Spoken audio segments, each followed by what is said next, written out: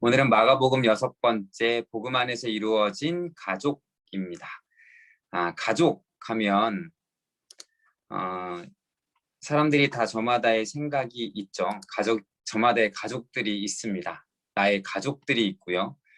그리고 또 무엇이 있죠? 가족과 같은 또 모임들이 있죠. 오늘은 이런 가족에 대한 것에 대해서, 복음 안에 이루어진 가족에 대해서 말씀하여 주고 계십니다. 네. 가족해서 그냥 저희 가족 사진을 한번 올려봤습니다. 네. 그래도 그나마 최근에 찍은 사진이거든요. 그래서 하나님께서 이렇게 가족들을 허락해 주시죠. 우리에게 속한 가족들, 아내, 남편, 또 자녀들, 또 이제 부모님, 이렇게 하나님께서 가족을 이루어 주시고 가족 안에서 살게 하셨습니다. 그래서 가족에 대한 것은 남다르죠. 다른 그 누구보다 가족에 대한 마음은 남다릅니다. 물론 그 안에서 여러 가지 갈등도 있을 수 있겠지만 다른 사람보다 가족에 대한 사랑, 그 가족에 대한 생각 이런 것들이 깊을 수밖에 없죠. 허락 없이 사진들을 빼왔는데요. 여러분 카톡에 있는 사진들. 왜냐면 가족들 보면 카톡에도 가족들을 많이 올리잖아요. 그렇죠? 가족 사진을 올리는 경우가 많이 있습니다. 네, 카톡에 올려놓은 사진들인데 또 오래 놔두면 또 항의가 들어올까 봐. 네. 자신들이 이렇게 또 가족에 대한 애틋한 마음을 느낄 수 있는 게 뭐냐면 카톡에도 가족 사진을 올리죠. 그렇죠? 때로는 자녀의 허락 없이 또 남편의 허락 없이 또 아내의 허락 없이 부모님 허락 없이 올릴 때가 있습니다. 왜 가족 사진을 올릴까요? 그만큼 사랑하니까, 그만큼 가족이라는 공동체가 소중하니까. 그렇죠. 그래서 이런 사진들을 올립니다. 오늘 그런 것들을 생각하면 좋겠어요. 특별하다, 가족의 특별함, 가족의 소중함, 누가 가족인가, 이것에 대해서 한번 오늘 말씀을 보면서 같이 생각해 보겠습니다. 오늘의 핵심 단어를 한번 살펴볼게요. 읽으면서 각자가 자신이 생각한 핵심 단어가 있을 텐데요. 자, 보면 오늘의 핵심 단어는 12를 세우셨으니 이제 12제자를 세우시는 모습이 나옵니다. 이따 하겠지만 12를 세우신 이유가 바로 가족 공동체를 위한 그 세우심이에요. 그래서 12를 세우셨으니 중요하고요. 그 다음에 친족, 형제, 자매, 어머니가 등장합니다. 가족에 대한 개념이죠. 다 친족도 그렇고 형제, 자매, 어머니 다 가족에 대한 단어이고 가족을 이루고 있는 구성원들에 대한 단어입니다. 세 번째는 스스로에 대한 분쟁입니다. 이런 가족 공동체가 스스로 분쟁하면 무너진다, 이런 표현도 될 수 있고, 이제 예수님을 향하여 한 말에 대한 예수님의 답이 나와 있는 또 단어이고요. 네 번째는 성령을 모독하는 죄입니다. 네, 여기서 이렇게 한번 살펴보고요. 오늘 첫 말씀을 들어가기 전에 전체적인 것을 한번 살펴볼게요. 전체적인 구성에 대해서 먼저 한번 살펴보겠습니다. 짧으니까 어렵지 않습니다. 자, 복음으로 가족을 만드시는 것에 대한 것이에요. 전체적인 큰 구도로 보자면 첫 번째 제자들을 세우십니다. 몇 명을 세우시죠? 12제자를 세우시죠.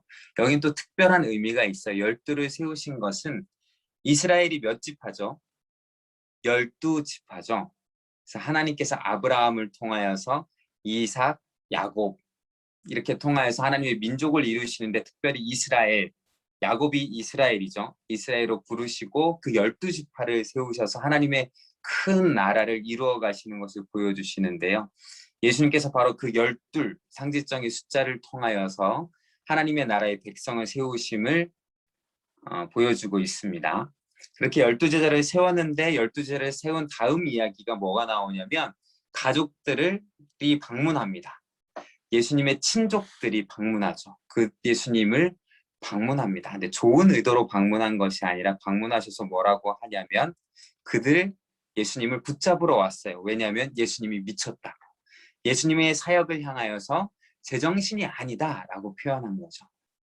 그러면서 거기에 곁들여 이제 친족뿐만 아니라 예루살렘에서 내려온 서기관들이 이제 또 예수님을 향하여서 이렇게 행하는 능력은, 귀신을 내쫓고 병을 고치는 능력은 하나님으로부터 온 것이 아니라 귀신에게서 왔다.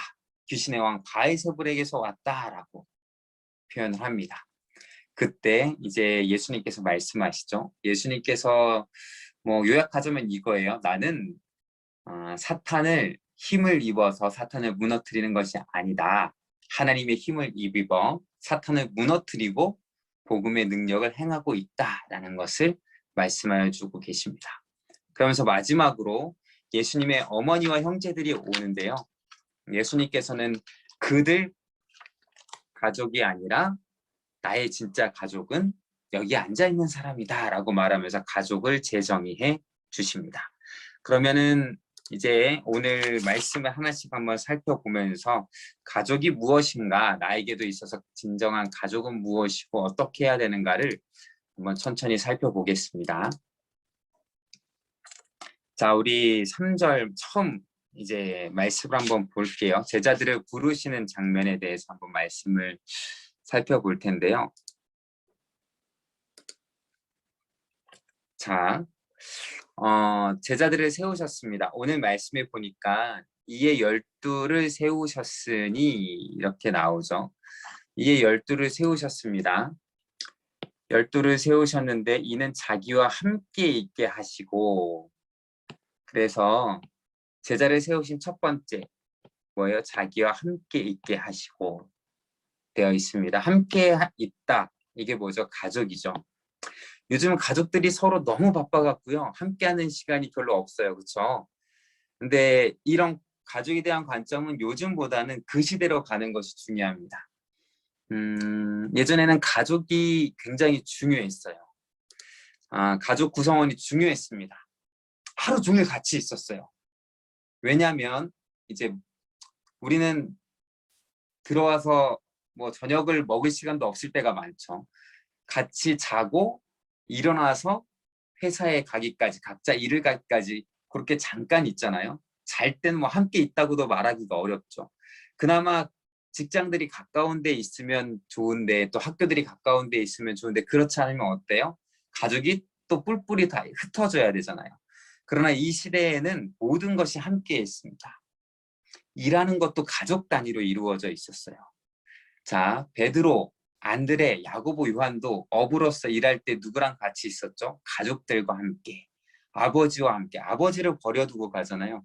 가족이 1년 365일 하루 종일 같이 있었습니다. 그래서 가족 공동체의 중요성, 또한 함께 있는 것, 이것이 굉장히 중요했어요. 그래서 지금은 가족이 가족보다 직장 사람들과 또는 학교에 있는 사람들과 더 오래 있는데요 생각할 수 있겠지만, 일단 가족들 함께 있는 그 개념이 있습니다. 그래서 예수님께서 부르셔서 함께 있게 하셨어요.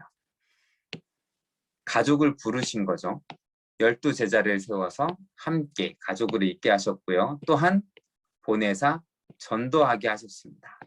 첫 번째는 가족을 만드신 건데요. 두 번째는 보내사 전도를 하게 하셨어요. 근데 전도를 하게 하신 것 무엇이냐면 특별히 귀신을 내쫓는 권능도 가지게 하셨죠. 이 권능을 주신 이유가 무엇일까요? 귀신을 내어 쫓고 천국 백성으로 들여서 또 가족을 만들기 위함이시죠. 그래서 보내사 전도하게 하시고 권능과 능력을 주신 이유는 똑같이 가족입니다. 가족의 확장을 위해 주셨어요. 자, 오늘 뭐 예수님의 제자를 세우는 걸 여러 가지 의미로 또 말씀을 받아들일 수 있겠지만, 전체적인 문맥 안에서는 무엇이냐면 이 가족의 개념이 큽니다. 이 12를 세우셔서 가족을 만드셨고요. 또한 이 12를 통하여서 더 큰 가족, 하나님 나라의 가족을 이루시기 위한 사역을 하신 것이죠. 근데 가족 구성원을 한번 볼까요? 그 전에 한번 생각해 보겠습니다. 여러분 함께하고 있는 가족이 지금 마음에 드신가요? 함부로 말을 하면 안 되겠죠. 네, 여기 같은 가족이 안에 이제 있으신 분들도 계신데, 때로는 가족이 마음에 안 들 때가 있어요, 없어요? 어차피 목소리는 들리지 않으니까 마음으로만 대답을 하세요. 만약에 내가 가족을 다시 구성할 수 있다면, 내가 가족을 다시 뽑을 수 있다면, 선택할 수 있다면, 자, 어떤 사람을 선택하겠습니까? 때로는 이제 가족 이라고 하면은 이제 결혼할 때부터 또 시작될 수도 있죠. 아니면 어릴 때부터 부모님을 보고 때로는 다른 부모님을 보면서 아, 우리 부모님이 저분들이었으면 얼마나 좋았을까 이런 생각을 할 때도 있겠죠. 그쵸? 직접 살아보면 또 거기서 거기겠지만 때로는 다른 사람의 부모가 부러울 때가 있죠. 그쵸? 아, 저 사람들과 하면 좋겠다. 근데 보통 어떠한 사람들이죠? 우리 부모님보다 더 좋아 보이는 사람. 그렇죠? 우리 부모님보다 뭔가 가진 게 더 많고 뭔가 더 많이 줄 수 있을 것 같은 사람을 마음속에 품잖아요. 그렇죠? 우리 부모님보다 못난 사람, 못났다는 표현도 좀 그렇지만 더 부족한 사람을 생각하지는 않잖아요. 그렇죠? 또 생각해 봅시다. 결혼을 했어요. 남편이나 아내. 근데 아, 내가 왜 이 사람과 결혼했을까 후회할 수도 있겠죠. 그렇죠? 저는 이때까지 한 번도 후회는 안 해봤는데요. 여기 계신 분들도 다 동일하다고 생각합니다. 근데 그럴 수도 있잖아요. 아, 내가 다른 사람과 결혼했으면 어땠을까? 저 사람과 결혼했으면 어땠을까? 이렇게 생각할 수도 있겠죠. 그런데 어떤 사람을 생각하죠? 더 부족한 사람? 더 연약한 사람? 아니죠. 더 좋아 보이는 사람. 그렇죠. 자녀들도 마찬가지죠. 자녀들을 키우다 보면 속상할 때가 있어요, 없어요?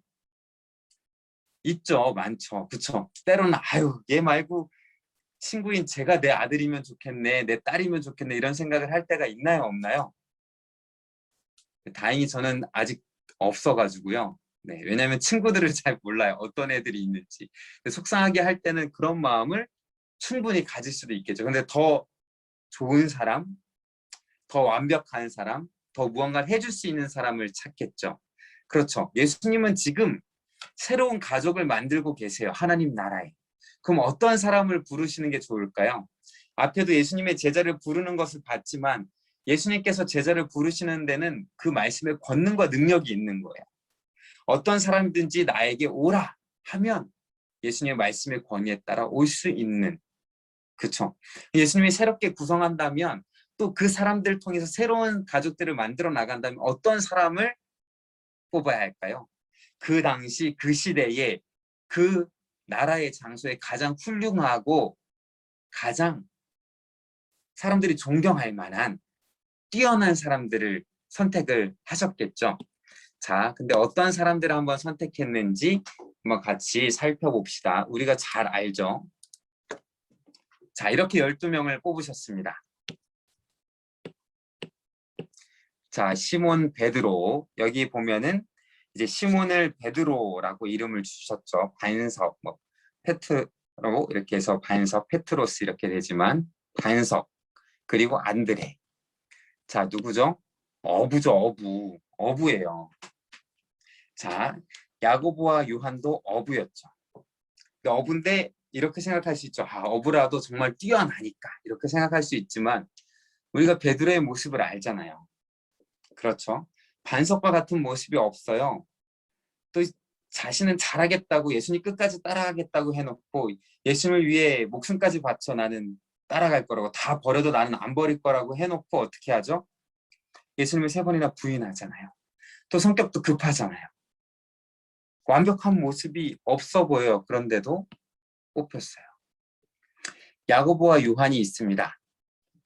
특별히 예수님께서 이렇게 사랑하시고 특별히 더 가까이 두셨죠. 그런데 이 사람들도 특별한 게 없어요. 우레의 아들이라는 별명을 붙여주셨죠. 왜 우레의 아들이냐? 뭐 우레, 번개, 뭐 썬더거든요. 우레인데요.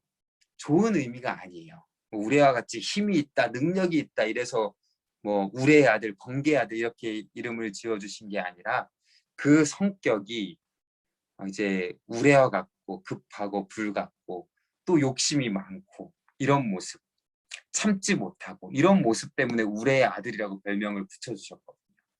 좋은 모습이 아니에요. 남들보다 못난 모습이 더 많은데도 불구하고 가족 구성원으로 세워주셨습니다. 제자로. 자, 빌립. 보면 빌립의 이제 나머지 제자들은 그 내용이 많지 않은데요. 빌립은 항상 계산적인 사람이었어요. 이제 오병이어 때도 이제 돈 계산하는데 이 정도면 얼마가 들겠구나 이런 계산하는데 빠른 사람이었습니다. 믿음보다는 이성적으로 계산하는데 빠른 사람. 이제 바돌로메라고 하는 사람은 성경이 이제 나다나엘이라고 이제 표현된 사람이라고 보는데요. 그나마 좀 선한 자 이렇게 불려서 그래도 괜찮은 사람이었어요. 자, 마태 이제 레위였잖아요. 마가복음에 나오는 이름으로는 뭐였죠? 세리. 가족 구성으로 넣기가 좀 애매해요. 다들 예수님의 제자들과 예수님과 그 구성원들을 보고 나도 여기에 따라가야겠다 하기에는 너무 큰 죄인이잖아요. 그렇죠? 그리고 도마, 우리가 잘 알잖아요. 의심이 많은 자예요. 예수님께 그 손 그리고 옆구리에 찔린 창 내가 그 상처를 직접 만져봐야 예수님이 살아난 걸 믿을 수 있겠다라고까지 말했잖아요. 그렇죠? 또 야고보, 다데오 특별한 설명은 없습니다. 시몬, 가나나인이라고 표현되어 있는데요. 자, 열심당원이에요. 왜냐면 열심당원에서 나라를 위하여서 이제 열심을 내는 사람들 이런 표현이 있는데 뭐 이런 표현이고요. 마지막 하이라이트는 가룟 유다입니다. 오늘 성경의 표현에 정확하게 나오잖아요. 뭐라고 나오죠? 예수를 어떻게 할 사람? 판자였다. 예수님이 몰랐을까요? 다 아셨죠. 그럼에도 불구하고 다 제자로 또 가족으로 받아주셨어요. 자, 내 가족이라 할지라도 이 부족한 사람들을 보면 굉장히 속상하고 안타까울 텐데 예수님은 오히려 새롭게 부르심에도 불구하고 이렇게 다양한 사람들을 불러주셨습니다. 여기서 무엇을 느낄 수가 있죠? 이것이 하나님께서 우리에게 주신 은혜예요. 하나님께서 우리에게 주신 은혜입니다. 바꾸어 볼 때는 하나님께서 왜 저런 사람들을 불러주셨어? 나도 이제 가족이잖아요. 나도 가족인데 내 가족 될 사람들을 왜 저런 사람을 불러주셨어?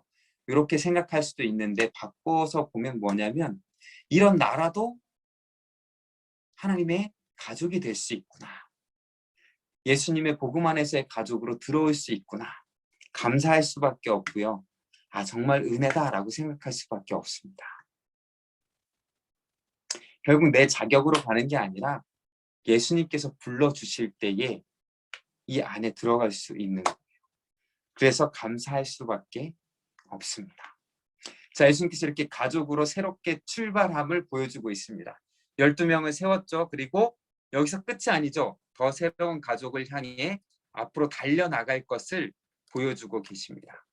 그러는 상황 가운데 그 다음 말씀에 이런 구절이 나오는데요. 예수의 친족들이 듣고 무엇을 들었을까요? 자, 예수님께서 또 이제 사역을 한 것들 그리고 예수님께서 그 가버나움 기지겠죠. 집에 들어가시니 20절에 보면 그런 표현이 있습니다. 집에 들어온 것을 보고 이제 다 찾아온 거예요. 예수의 친족들이 찾아왔습니다. 예수의 친족들 몇 명이나 있었을까요? 요즘은 친척들 모이기가 힘들죠. 그렇죠? 또 많지 않습니다. 이제 자녀들도 몇 명 안 나와서 친족들이 많지 않고 명절 때에도 옛날처럼 다 모이지 않잖아요. 그렇죠? 마을의 친족들이 우리가 다 많지 않잖아요. 멀리 이동을 해야 되고 그리고 다 방문하지 않잖아요. 예전처럼. 근데 우리나라도 옛날에 보면 명절 때면 마을이 거의 대부분 친족들이었기 때문에 다 찾아가고 그랬잖아요. 그리고 큰 집에 모이면 그 수가 어마어마했죠. 모이는 숫자가. 그렇죠? 친족들 하면 그 숫자가 어마어마했을 겁니다. 그 어마어마한 친족들이 듣고 나왔는데요. 그를 붙들러 나왔어요. 자, 이 붙들러라는 표현은 잘 이렇게 힘이 주기 위해 붙들음이 아니라 뭐라고 뒤에 표현되어 있죠? 그가 미쳤다고. 그가 제정신이 아니라. 자, 예수님을 향하여 그렇게 말하는 건 뭐냐면 지금 예수님께서 복음을 위한 사역들을 하고 계세요. 그렇죠. 우리 처음부터 다 되돌아봅시다. 기억력이 다 될지 모르겠지만요. 처음에 어떻게 하셨죠? 복음의 시작이라 선포되고 세례 요한이 준비를 했고요. 회개. 그리고 예수님께서 세례 받으심으로 이제 예수님께서 모든 죄를 지시고 십자가에 죽으실 것을 암시하셨죠. 세례를 다 받고 난 다음에 성령께서 어디로 이끄셨어요? 광야로 이끄셔서 광야의 삶을 사시고 40일을 보내시고 이제 사역을 시작하십니다. 제자들을 부르시죠. 그리고 병자들을 고쳐주시고 귀신을 내어 쫓으십니다. 그래서 사람들이 몰려오기 시작하죠. 그리고 한 명 한 명 치유해 주시는 역사가 있죠. 한 나병 환자도 치유해 주시고 또한 마을 사람들이 한 중풍병자를 데리고 와서 또한 치유하고 그렇게 치유하는 역사들이 일어나기 시작합니다. 그리고 죄인들도 불러주시죠. 세리인 레위, 마태도 불러주시고 그 친한 친구들, 죄인들도 함께 먹고 마시면서 내가 죄인들을 위하여서 왔다라고 말하고 있죠. 그리고 율법을 연구하는 서기관들과 계속 부딪히시죠. 안식일 문제, 율법 문제로. 그런데 중요한 건 뭐냐면 그 의미를 알아야 된다라고 하시면서 낡은 것은 버리고 새 복음은 새 부대에 담아야 된다라고 말씀하시면서 이제 그 사역을 계속 하고 계신 거예요. 그러자 그 사역들을 보고 뭐라고 말하죠? 미쳤다고 말합니다. 미쳤다라고. 근데 누구죠? 친족들, 가족들이죠. 넓은 의미에. 자, 여기도 샌드위치 구조가 되어 있는데요.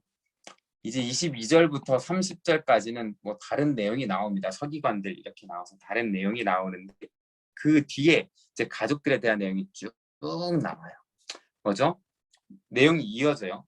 친족들도 나왔는데 친족들뿐만 아니라 가족들도 와요. 어머니, 동생들이 옵니다. 왜 왔죠? 친족들과 똑같은 마음으로 왔겠죠? 미쳤다, 미쳤다. 뭐 그런 의미로 왔는지 모르겠지만 어쨌든 가족들이 왔습니다. 예수의 어머니와 동생들도 따라서 온 것이죠. 와서 밖에서 사람을 보내어 예수를 불렀습니다.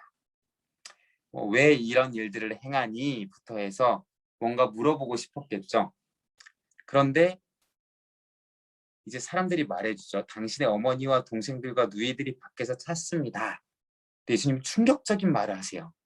대답하시되 누가 내 어머니며 동생들이냐 하시고 둘러앉은 사람들을 보시며 이르시되 뭐라고 하시죠? 내 어머니와 동생들을 보라. 누가 내 어머니와 동생들이라는 거예요? 둘러앉은 자들. 찾아온 어머니와 동생들이 아니라 둘러앉은 사람들이 내 어머니와 내 동생들이다. 그리고 누구든지 하나님의 뜻대로 행하는 자가 내 형제요 자매요 어머니이다 라고 말하고 있습니다. 가족에 대한 재정의를 해주신 거예요. 누가 가족이냐? 누가 진짜 가족이냐? 자, 이 모습을 말하여 주고 계십니다.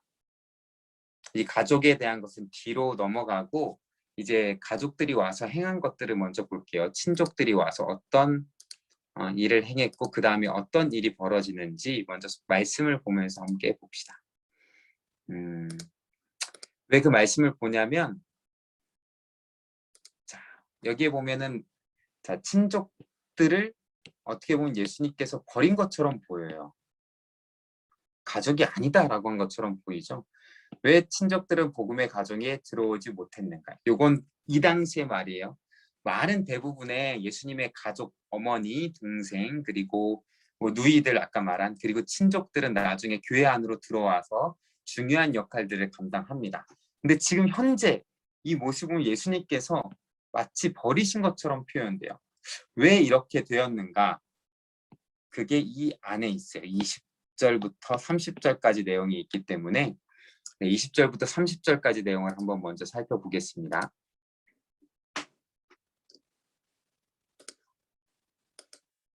자, 21절로 다시 가보면 핵심은 이거죠. 그가 미쳤다. 예수의 친족들이 듣고 그를 붙들러 나오니 그가 미쳤다 함이러라. 근데 이 표현이 똑같이 뒤에 비슷하게 나와요. 자, 친족들이 아니라 누구에게서 나오냐면요. 여기서 보면은 예루살렘에서 내려온 서기관들 이렇게 되어 있죠. 자, 예루살렘에서 서기관들이 내려왔어요. 지금 예수님은 어느 지역에 계시죠? 갈릴리 지역에 계세요. 그렇죠? 갈릴리, 가버나움 이쪽에 계십니다. 훨씬 북쪽에 계세요. 북쪽에. 근데 예루살렘에서 서기관이 왔어요. 그전에도 서기관들이 있었죠. 갈릴리 지방에도 서기관들이 있었습니다. 회당을 중심으로 일한다 그랬죠. 그런데 왜 예루살렘에서부터 왔을까요? 자, 이거는 성경에 자주 나오는 표현이니까 내려온 돼 있잖아요. 북쪽인데 왜 내려온이라고 표현했을까요? 자, 첫 번째는 이제 예루살렘이 수도잖아요. 그래서 내려왔다. 우리도 이렇게 표현도 많이 해요. 자, 서울에서 지방으로 다 할 때 다 내려갔다라는 표현을 쓰잖아요. 그렇죠? 그렇죠? 서울에서 내려갔다. 서울로 올라간다. 물론 남쪽 지방이라 그런 것도 있지만 북쪽이 있다 할지라도 이제 대표적인 도시이고 수도니까 그렇게 표현하기도 하죠. 근데 예루살렘은 또 특별합니다. 예루살렘은 산 위에 세워진 성이에요. 그래서 높습니다. 그래서 정복하기가 어려워요. 요새와 같은 성이에요. 그래서 예루살렘에서 다른 지방에 가려면 무조건 내려와야 돼. 그래서 성경에서도 내려오다라는 표현으로 씁니다. 예루살렘에서 어느 지방으로 가든 내려갔다. 예루살렘으로 갈 때는 반대로 어떻게 표현할까요? 올라갔다라고 표현을 합니다. 성경을 읽으면 예루살렘에 대한 것을 보면 다 그렇게 나옵니다. 시온으로 올라갔다. 시온에서 내려왔다. 이렇게 표현이 되거든요. 그냥 상식으로 알아두시고요. 예루살렘에서 보냅니다. 예루살렘이 수도고 중심지죠. 예루살렘에 있는 서기관들은 더 권위가 있고 더 아는 게 많아요. 그래서 예수님에 대해서 파악하러 온 것이죠. 예수님이 과연 어떤 사람인가? 지금 가장 뜨거운 사람이고 일을 행한다는데 어떤 사람인가 평가하고요. 또한 그 전부터 문제가 있으니까 예수님을 향하여 무너뜨리려고 온 거예요. 근데 뭐라고 말하죠? 그가 바알세불이 짚혔다. 바알세불이 뭐냐면 이제 귀신 중에서도 이제 능력이 있는 가장 힘이 센 이런 의미로 받아들이면 됩니다. 여기 뒤에 보면 귀신의 왕이죠. 똑같은 의미라고 생각하면 됩니다. 한마디로 예수님은 귀신 들렸다. 귀신을 내어 쫓는 게 귀신의 힘을 힘입어서 내어 쫓고 있다라고 말하고 있는 거죠. 자, 파란색 글씨를 주목하세요. 여기선 예수의 친족들, 여기선 서기관들이 나오고요. 똑같은 말을 하죠. 그가 미쳤다 이 말이나 귀신 들렸다 이 말이나 똑같은 말이죠. 자, 예수님의 원래 친족들, 그러면 가족이고 또한 복음의 가족 안에 들어와야에도 불구하고 누구와 똑같은 말을 하고 있는 거죠? 예수님의 대적자들과 똑같은 말을 하고 있는 것입니다. 여기에 문제의 핵심이 있어요. 예수님을 거부하는 거잖아요. 어떤 예수님을? 우리를 위해 구원해 주시기 위해 그리스도, 메시아로 온 예수님을 받아들이지 않는 거예요. 예수님을 미쳤다라고 하는 거예요. 예수님의 존재를 인정하지 않는 것이죠. 뒤에 가서 지금 여기서 이야기를 하죠. 우리에게도 비슷한 일이 있을 수도 있어요. 뭐냐면 이 친족들은 예수님을 어렸을 때부터 잘 알고 있었을 거예요. 보았을 거예요. 예수님에 대해서 너무나 잘 알고 있을 거예요. 무엇으로? 지식적으로. 예수님의 습관까지 아주 잘 알고 있었을지도 모릅니다. 근데 오히려 그것이 예수님을 받아들이는데 방해가 됐어요. 배척하게 됐어요.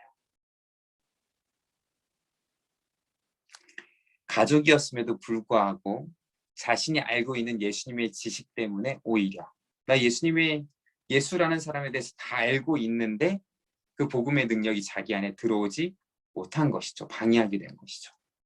자, 지금도 마찬가지입니다.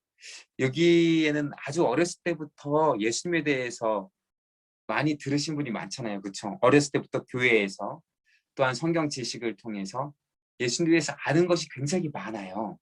그렇죠? 아는 것이 많음에도 불구하고 이 정말 예수님을 나의 구원자로 받아들이는 것은 별개가 될 수 있어요. 아는 것으로 그치면 안 됩니다. 아는 게 오히려 방해가 될 수 있어요. 나 다 아는데. 그런데 예수님은 우리가 절대 다 알 수 없습니다. 아무리 예수님을 향하여 묵상하고 말씀을 본다 할지라도 우린 예수님에 대해서 요만큼밖에 알지 못해요. 그렇죠? 그럼에도 불구하고 다 안다는 교만과 자만으로 오히려 복음에서 멀어질 수 있습니다. 그 부분들은 항상 조심해야 되겠죠. 어쨌든 오늘 말씀에 보면 친족들이 서기관과 똑같은 관점으로 예수님을 바라봐요. 그 관점을 향하여 근데 예수님은 이렇게 말씀하십니다. 자, 한번 그 다음 말씀을 한번 볼게요.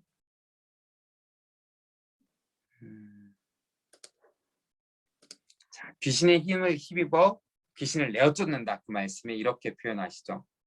그들을 불러다가 뭐 여기에 보면은 서기관들만 말하는 건지 친족들도 말하는 건지 모르겠지만요. 아무튼 예수님께 향하여서 귀신 들려서 그렇다라고 하는 사람에게 비유로 말씀하십니다. 사탄이 어찌 사탄을 쫓아낼 수 있느냐. 또 만일 나라가 스스로 분쟁하면 그 나라가 설 수 없고, 만일 집이 스스로 분쟁하면 그 집이 설 수 없고, 만일 사탄이 자기를 거슬러 일어나 분쟁하면 설 수 없고 망하느니라 라고 나와 있습니다. 여기 보면 가족이랑 무슨 상관이 있나 이렇게 생각될 수도 있죠. 이 말씀이 가족이란 개념과는 상관이 없을 것 같은데 라고 생각할 수 있지만, 다음 이것을 정리해 보면 이제 그것을 이해할 수 있습니다. 자, 가족 있습니다. 이 세상에는 수많은 가족이 있죠. 그렇죠. 특히 가족할 때 뭐 혈연으로 이루어진 가족도 가족이라고 표현합니다. 또한 가족 이상 가는 모임도 있을 수 있죠. 가족보다 더 소중한 공동체가 있을 수 있습니다. 교회 공동체도 마찬가지죠. 하나의 가족으로 부를 수 있겠죠. 그러나 가족을 분류할 때 이 세상에 가장 크게 분류하자면 두 개의 가족이 있습니다. 오늘 예수님께서 해주신 이 말씀에 의하면 두 개의, 아까 예수님 표현으로 나라, 가족, 또 뭐가 있었죠? 집이라는 표현이 있었죠. 자, 사탄의 나라, 사탄의 집, 가족, 이렇게 공동체가 있습니다. 이제 하나님의 나라, 집, 가족이 있어요. 이 두 사이에는 끊임없는 전투가 있습니다. 우리는 다 여기에 속했었어요. 사탄의 나라에. 죄로 인해 죽을 수밖에 없고 영원한 형벌, 지옥 형벌, 사탄과 함께 지옥에 갈 수밖에 없는 그러한 자들이었죠. 지옥에서 사탄과 같이 살아야 하는 그러한 여기 가족에 속한 사람이었습니다. 근데 예수님께서 십자가에서 죽으심으로 말미암아 이 가족이 아닌 하나님 나라의 가족으로 올 수 있는 길을 열어주셨어요. 근데 그냥 온 것이 아니라 어떻게 하죠?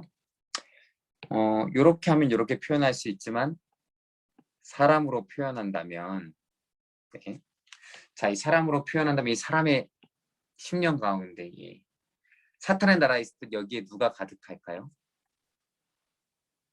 사탄이 지배하고 있겠죠. 그렇죠? 근데 이것을 이쪽으로 오기 위해서는 이 사탄을 무너뜨리고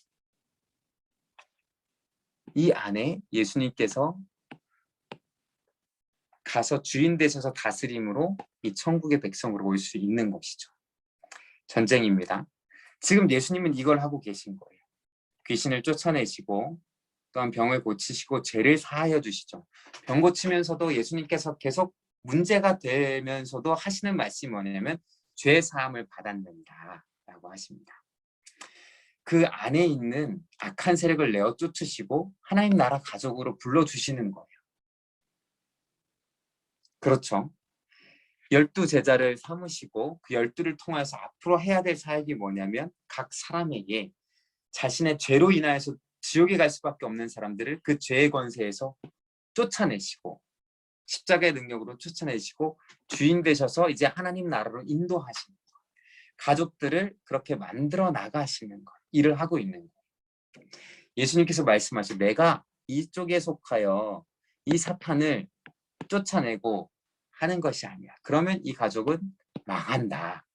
내가 하는 것은 하나님 나라로 이끌기 위하여서 하는 사역이다라고 하고 있습니다. 나라가 스스로 분쟁하면 그 나라가 설 수 없다. 라고 말하면서 집도 마찬가지죠. 사탄이 자기를 것으로 일어나 분쟁하는 모습이 아니라 지금은 내가 하는 건 이것이다. 27절에 이렇게 표현하고 계시죠. 27절을 다시 한번 살펴보겠습니다. 27절 말씀을 보면요.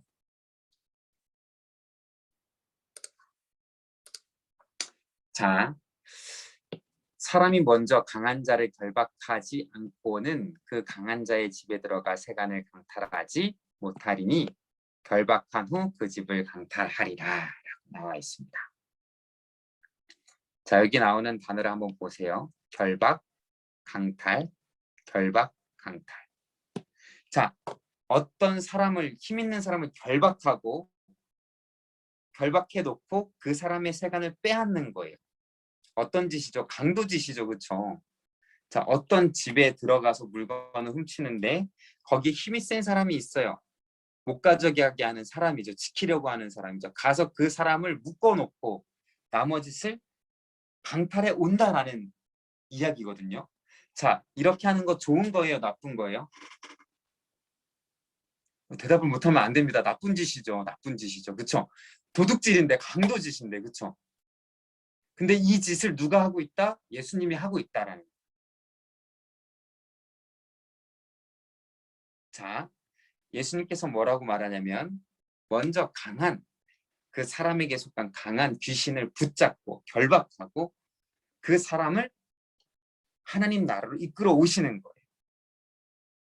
내어 쫓고. 내가 지금 하고 있는 사역은 뭐냐면 귀신과 한패가 되어서 귀신을 쫓아내고 쇼를 하는 것이 아니라 귀신을 그렇게 묶고 이 사람을 구해내는. 근데 이거는 전투와 같다, 전쟁과 같다라고 말하는 것을 보여주고 계십니다. 그래서 이 사역을 향하여 함부로 말하면 안 된다라는 것을 말하고 있습니다. 무엇을 통해 알 수 있냐면요. 그 다음 구절입니다. 자, 이 구절인데요. 내가 진실로 너희에게 이르노니 사람의 모든 죄와 모든 모독하는 일은 사하심을 얻는데 누구든지 성령을 모독하는 자는 영원히 사하심을 얻지 못하고 영원한 죄가 되느니라. 이는 그들이 말하기를 더러운 귀신이 들렸다 함이라라. 라고 있습니다. 자, 여기서 생각해 볼 것. 성령을 모독하는 자, 성령 모독죄입니다. 자, 성령 모독죄 언제 들어보셨죠? 성령을 모독하는 죄. 어떤 게 성령을 모독하는 죄일까요?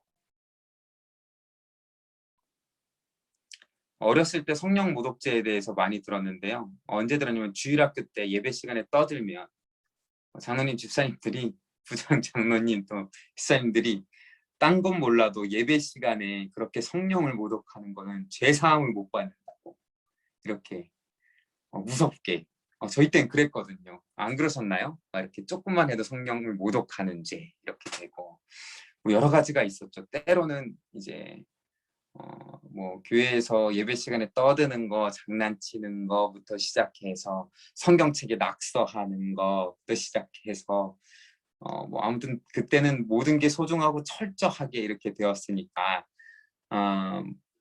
그랬는데 여기에서 원 의미를 잘 보면 성령 모독하는 죄가 무엇인지 뚜렷하게 드러납니다. 다시 한번 말씀을 보면서 차근차근 해볼게요. 그러니까 아무데나 함부로 성령을 모독하는 죄라고 붙이면 안 돼요. 그렇죠?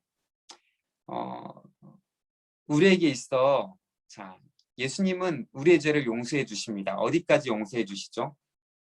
예수님이 용서해 주시지 않는 죄 뭐가 있나요? 없잖아요. 그쵸? 모든 죄를 사하신다 그랬잖아요. 근데 단 여기 나오는 성령을 모독하는 죄 어떻게 해석을 해야 될까요? 자, 여기 말씀을 차근차근 보면서 한번 보겠습니다. 그러면 이해가 되거든요. 어릴 때 너무 궁금했어요. 모든 죄를 용서해 주시는데 성령을 모독하면 이게 천국에 갈 수 있나? 이런 생각도 많이 했었는데요. 자, 이제 그 말씀을 하나하나 보면서 한번 생각을 해보겠습니다. 자, 사람의 모든 죄와 모든 모독하는 일은 사하심을 얻어요. 용서받지 못할 죄는 없어요. 그 어떤 죄라 할지라도 예수님을 믿으면 나의 죄는 용서받고 기억지 아니하시고 예수 그리스도를 힘입어 그 십자가의 보혈을 힘입어 구원받아 천국에 갑니다. 천국에 누가 가요? 죄가 없는 사람이 가죠. 그러니까 사하심을 다 받은 거예요. 그렇죠? 근데 뒤에 단 누구든지 성령을 모독하는 자, 또 뭐라고 표현하고 있죠? 영원히, 절대라는 표현도 될 수 있죠. 사하심을 못 받아요. 사하심을 얻지 못하면 어떻게 돼요? 천국에 못 가는 거잖아요. 그렇죠? 죄가 있는 거니까. 또 영원한 죄가 돼요. 결국 지옥에 갈 수밖에 없다는 거죠. 근데 그 죄가 뭐라는 거예요? 뒤에 단서가 있습니다. 이는 그들이 말하기를 더러운 귀신이 들렸다 함이라. 어떤 게 성령을 모독하는 죄죠? 예수님 보고 더러운 귀신이 들렸다고 하는 것, 이것이 성령 모독죄다라고 표현하고 있는 거죠. 이 문맥으로 보면. 자, 더러운 귀신이 들렸다라고 말한 건 뭐예요? 예수님이 하고 있는 일, 예수님이 하고 있는 일을 부정하는 거예요. 그렇죠? 예수님이 누구시죠? 예수님이 메시아예요. 구원자세요. 그걸 용납하지 않는 거죠. 그리고 예수님이 하고 있는 사역에 대해서 받아들이지 않는 거예요. 복음을 받아들이지 않는 것입니다. 성령께서, 지금 예수님께서는 성령의 인도하심 따라 삼위 하나님의 계획 안에서 성령이 인도하시는 암에 따라 지금 복음의 사역을 이루어가고 계세요. 그런데 친족들 그리고 서기관들은 뭐라고 하고 있죠? 그가 미쳤다. 인정하지 않는 거죠. 귀신 들렸다. 복음을 부정하는 겁니다. 이것이 성령을 모독하는 죄예요. 자, 복음을 받아들이지 않으니까 구원받을 수 있나요? 없나요? 없죠. 죄사함을 받을 수 있나요? 없나요? 없죠. 그래서 이 문맥 안에서 성령을 모독하는 죄는 바로 예수님의 복음 사역을 인정하지 않는, 예수님을 인정하지 않는 것이고 그 성령의 사역을 인정하지 않는 것이고 예수님이 우리를 위해 오신 것을, 그 사역을 받아들이지 않는 거예요. 그렇게 되면 자연히 죄사함을 얻지 못하고 천국에 갈 수 없겠죠. 자, 그러면서 가족의 개념이 다시 들어옵니다. 자, 친족들을 향하여 그리고 어머니와 또한 형제들 누이를 향하여서 마치 배척하고 버리는 것처럼 표현하면서까지 이제 가족에 대한 걸 한 이유가 뭐냐면 바로 여기에 있어요. 아무리 진짜 가족, 이 땅 안에서의 가족이라 할지라도 예수님을 받아들이지 못하면 진정한 가족 안에 들어오지 못함을 알려주고 계신 것입니다. 자, 그때에 다 그렇게 이야기하시는 그때 예수의 어머니와 동생들이 와서 밖에서 사람을 보내 예수를 불렀습니다. 우리가 예수를 둘러 앉았다가 이제 당신의 어머니와 동생들 누이들이 밖에서 찾습니다. 가시면 되는데 깨닫게 하시려고 이렇게 대답하시는 거예요. 누가 내 어머니이며 동생들이냐? 둘러 앉은 자들을 보시며 내 어머니와 내 동생들이다 라고 표현하십니다. 누구든지 하나님의 뜻대로 행하는 자가 내 형제요 자매 어머니다. 자, 하나님의 뜻대로 행하는 자 뭐죠? 물론 말씀대로 사는 자 이렇게 표현할 수도 있지만 아까 이 하나님의 뜻이 뭐냐면 바로 예수 그리스도께서 우리를 위하여 이 땅 가운데 오신 것, 이것을 믿는 것, 이것을 말하는 것이죠. 자, 누가 진정한 가족이냐? 이 말을 설명해 주신 것입니다. 이 땅에서도 마찬가지예요. 이 땅에서 하나님께서는 가족을 주셨습니다. 참 소중하죠. 그렇죠. 때로는 속상하게 할 때도 있고 아플 때도 있지만 가족은 참 소중한 거예요. 그리고 예수님은 이 말씀을 통해서 우리에게 뭐라냐면 이것보다 더 큰 가족이 있는데 바로 천국 백성 안에서의 가족이 진정한 가족이다람을 설명해 주고 계십니다. 어떤 사람들은 이것을 보고 예수님은 뭐 가족 파괴자 이렇게도 말을 합니다. 돌아보면 그렇죠. 가족을 버리고 와라, 가족을 놔두고 와라, 가족이 뭐 이렇게 되면은 가족을 버리는 게 더 낫다. 라고까지 표현을 하시잖아요. 근데 그 표현은 다 무엇이냐면 천국 백성의 가족이 진정한 가족이고 더 소중하다라는 것을 표현하시기 위해 한 것이고, 다른 것을 보면 예수님께서는 이 땅에서의 가족을 인정하시고 또한 소중히 여기시고 절대 그 가족을 분리시키지 않을 걸 말씀하셨습니다. 그 중에 하나가 뭐예요? 모세의 율법엔 이혼하라고 되어 있는데 나올 때 예수님은 뭐라고 하시죠? 끝까지 가족을 지켜라 라고 까지 말씀하시잖아요. 절대 예수님은 가족 파괴자가 아닙니다. 이 땅의 가족보다 더 소중한 가족이 있다는 거예요. 그리고 진정한 가족이 있음을 말하여 주고 계십니다. 자, 가족에 대해서 한번 생각해 볼게요. 진정한 가족 공동체는 어디에 있을까요?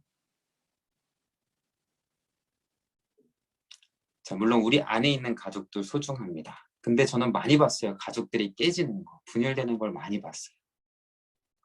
뭐 때문에 그렇게 깨지느냐? 사소한 걸로 깨질 때도 있는데 첫 번째로 많이 깨지는 건 욕심 때문에, 돈 때문에, 물질 때문에. 부모님 돌아가시고 소천하시고 그 유산 때문에 싸우는 걸 굉장히 많이 봤어요. 차라리 부모님께 재산이 없었으면 서로 안 싸웠을 텐데 재산이 있으니까 싸우더라고요.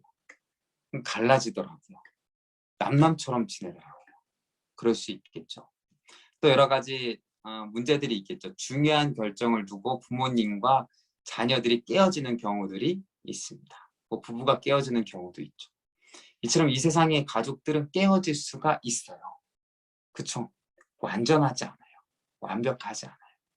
하나님께서 우리에게 허락하신 가족이니까 소중하게 돌보고 깨뜨리지 말아야 하고 서로 돌봐야 하지만 그럼에도 불구하고 나를 아프게 하고 실망할 수가 있어요. 자, 부모가 자녀에게, 자녀가 부모에게, 형제가 형제에게 가슴 아프게 하는 일이 있고 배신하는 경우가 있습니다. 돈보다 가족이 우선이어야 되고 다른 것보다 가족이 우선이어야 되는데 참 배신감을 느끼고 실망감을 줄 때가 있어요. 요셉도 형들에게 버림받았잖아요. 그렇죠? 그렇잖아요.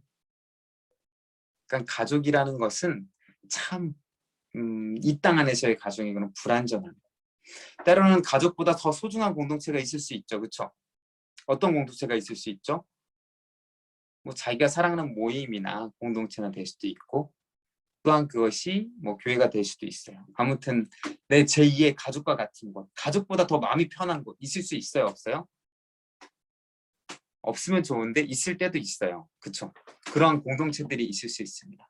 괜히 그 공동체에 의지하게 된다니까요. 별로 좋은 건 아니지만 그런 것이. 근데 꼭 의지하는 그런 공동체들이 있어요. 그런데 그것도 깨어질 수 있습니다. 그럼 거기서 배신감을 느낄 때가 많아요.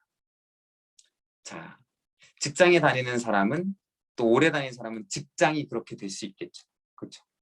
요즘 청년들이 가장 피하는 회사 중에 하나가 가족과 같은 회사 이런 데를 이렇게 많이 피한다고 하는데요. 네, 때로는 어르신들이 이제 회사에 평생 동안 몸바쳐 오면서 정말 가족과 같은 그런 회사 있잖아요. 그렇죠? 가족보다 오히려 시간을 더 많이 보내잖아요. 그렇죠? 그렇다 보니까 또 거기에서 유대감이 있고 서로 끈끈하게 되면 정말 그 안에서 가족과 같은 그런 마음을 느낄 때가 있습니다. 그럼에도 불구하고 거기에서도 상처받을 수 있고요. 거기에서도 배신감을 느낄 수 있고 아픔을 느끼게 될 수 있습니다. 그렇죠. 내가 평생껏 회사에 헌신했는데 회사가 나한테 하는 모습 보고 실망할 수도 있고. 그렇죠. 저는 요셉 이야기를 보면 고난의 연속이잖아요. 형들한테도 버림받았고. 그렇죠. 계속 버림받으면 연속이잖아요.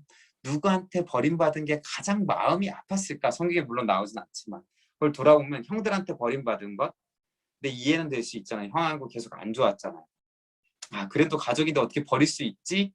내가 형 구덩이에 빠졌을 때 형 나 좀 살려주세요 라고 그렇게 외쳤는데 어떻게 버릴 수 있지? 이렇게 배신감을 느끼고 마음이 아플 수 있지만 한편으로는 그래 나랑 관계가 안 좋았지 이렇게 넘어갈 수 있잖아요. 그렇죠?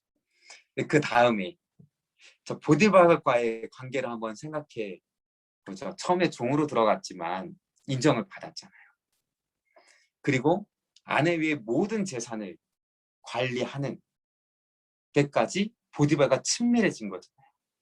그만큼 믿고 그만큼 나를 향하여 확신을 주는 사람. 오히려 가족보다 더 가족 같은 사람이잖아요. 보디발. 그렇죠. 근데 보디발의 아내 한마디에 자신을 내쳐서 감옥에 보냈습니다.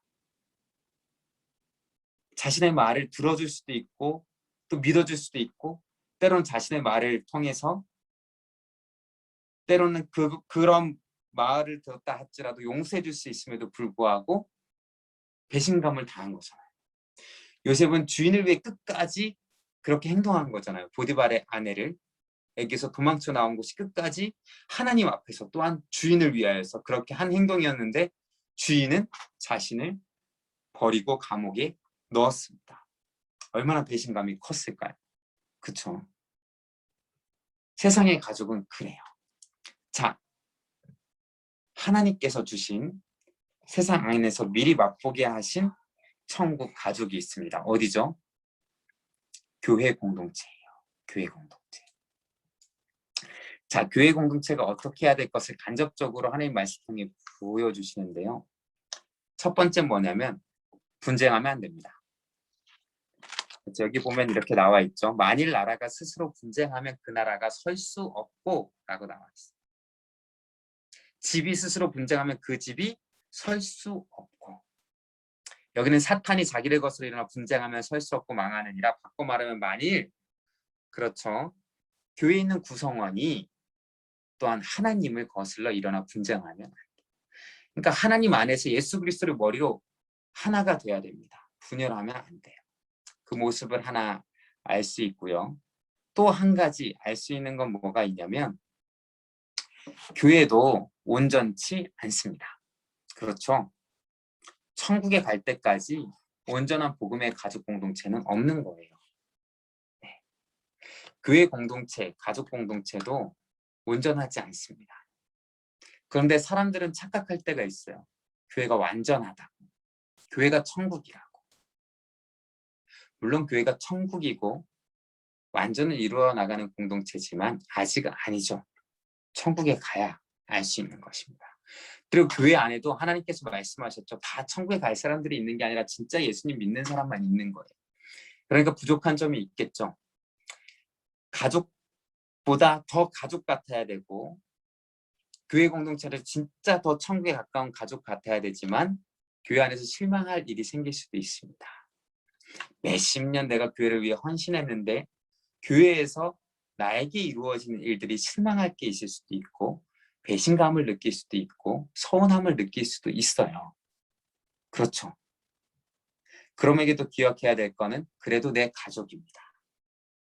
그리고 이 천국 가족은 온전치 않아요. 그렇죠. 자, 가족 중에 한 사람이 연약합니다. 모났어요. 그럼 어떻게 해야 돼요? 그 사람이랑 똑같이 모나고 연약하고 좋지 않게 대해야 될까요? 안 좋은 마음을 품어야 될까요? 아니죠. 아니죠. 품고 기도하고 더 사랑으로 행해야 되겠죠. 안 그럼 분쟁하게 되는 거고요. 갈라지게 되는 겁니다. 자, 내 부모가 연약해요. 어떻게 해야 돼요? 그래도 엄마 아빠인데 어떻게 그럴 수 있어? 물론 그런 마음이 들더라도 가족으로서 품고 해야 되겠죠. 교회에서도 마찬가지예요. 어떻게 직분자들이 그럴 수 있어? 교회를 이끌어 가시는 사람들이 그럴 수 있어? 라고 생각되는 일들이 있을 수 있어요. 나에게 실망감을 줄 수 있고 어떻게 이럴 수 있지 하는 일들이 벌어질 수 있어요. 그럼에도 불구하고 물론 모범을 보여야 되겠지만 그럼에도 불구하고 그럴수록 더 위에서 기도하고 지혜를 달라고 잘 이끌어갈 수 있도록 올바른 선택을 해달라고 기도해야 됩니다. 그것이 필요해요. 다 예수 그리스도 안에서 구원받은 사람이잖아요. 자, 교회에 오래 신앙생활을 하다 보면 물론 실망할 일도 있고요. 가슴 아픈 일이 생길 때도 있습니다. 내가 교회에 한 만큼, 교회 공동체에 한 만큼 때로는 인정을 못 받을 때도 있고요. 때로는 배신감 느끼는 일도 있을 수 있어요. 그러나 하나님께서 우리에게 주신 가족입니다. 함께 기도해야 되고 사랑해야 되고 감싸야 되는 가족입니다. 천국에 갈 때까지, 모두가 갈 때까지 천국을 바라보면서, 그리고 천국에 합당한 모습으로 갈 수 있도록 안고 기도하는 가족이 되어야 됩니다. 교회도 그렇고 우리 가정도 마찬가지죠. 자, 이제 마치기 전에 또 기도하겠습니다. 제가 이것만 딱 읽어드리고 저번처럼 끄고 자유롭게 기도할게요. 자, 첫 번째, 예수가 구원자이심을 확신하는가? 왜 이게 필요하죠? 이래야 가족 공동체에 들어갈 수 있으니까. 또 두 번째, 나는 누구에게 보내어졌는가? 자, 12제자를 세우셨죠? 그리고 각 사람에게 전파되게 하십니다. 그 사람은 또 전파되는 것이죠. 그럼 나도 예수님의 제자가 된 것이고 그 제자가 되어서 누구에겐가 보내줘야 되는 거겠죠. 그러면서 이번 주에 새생명 축제를 위한 이제 태신대 작전이 있죠. 한번 생각하면서 같이 기도해 보시기 바랍니다. 또한 하나, 가족, 교회는 분쟁하면 안 된다는 것. 나도 그렇고 누군가도 그렇고 위에서 기도해 주시고, 또한 진정한 가족으로 대하는가. 위에서 기도해 주시기 바랍니다. 한 사람도 소외당하는 일이 없도록, 마음 아픈 일이 없도록 세심하게 돌봐야 하는 것이 교회예요. 세상 그 어떤 공동체보다, 또한 진짜 가족보다 더 한 사람도 이렇게 하면 상처받지 않을까 고민하고 모든 일들을 결정해야 됩니다. 그런 동독이 될 수 있도록 우리 같이 기도하고 각자가 알아서 마치겠습니다.